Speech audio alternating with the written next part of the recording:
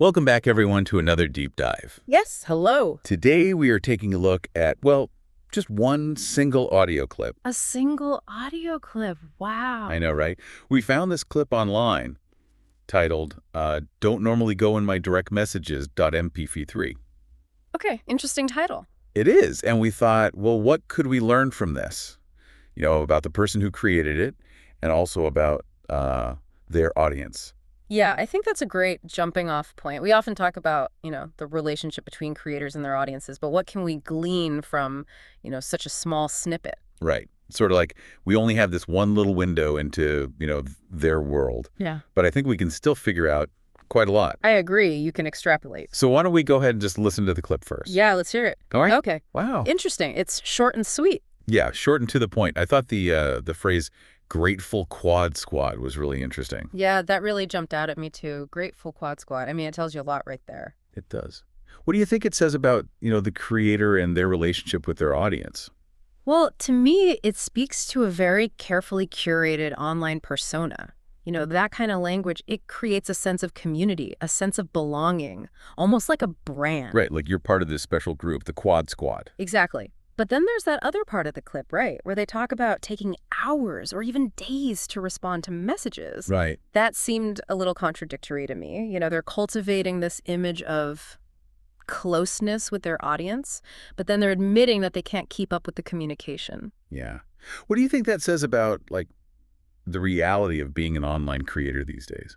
I think it highlights the immense pressure that these creators are under, the pressure to be constantly engaged, to be accessible to their fans, to maintain this illusion of, this one-on-one relationship. It's like they have to be on all the time. All the time. And that's just not sustainable, right? They're human beings. They have lives outside of the internet.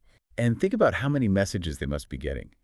It's got to be overwhelming. I mean, we're just talking about direct messages here, right? Right. Not even mentioning all the other comments and notifications and everything else. Exactly. So, even if they wanted to respond to everyone, it's just not physically possible. So what does that mean for the fans then? The people who are sending these messages hoping for a response? I think it creates a really interesting dynamic. On the one hand, you have this desire for connection. You want to feel like you have a personal relationship with this creator you admire. Right. It's that whole parasocial relationship thing. Exactly. But on the other hand, you have the reality of scale. There's just no way for a creator with a large following to maintain that level of individual interaction with everyone. So it's almost like there's this inherent inequality built into the system. There is. Think about it. If a creator does occasionally respond to messages, who are they most likely to respond to?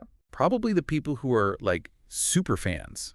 The ones who comment on everything, who are constantly interacting with their content. Exactly. And that creates this sort of hierarchy within the fandom. Where some fans are seen as being closer to the creator than others. Yeah, and that can be a really tricky situation to navigate, both for the creator and the fans. It's like they're walking this tightrope, trying to balance their own needs with the expectations of their audience. And that's what I find so fascinating about this clip. It's such a small thing, this one little audio recording, but it really encapsulates so much about the complexities of online fame and fandom in the digital age. I think that's a great way to put it. And it definitely leaves us with a lot to think about. How do we, as a society, navigate these new forms of connection and interaction? Yeah, and how do we create healthier boundaries, both for the creators and the fans? So to our listeners out there, what are your thoughts on all this? We would love to hear from you. Yeah, let us know what you think, because this is a conversation that's just beginning. Yeah. It definitely is.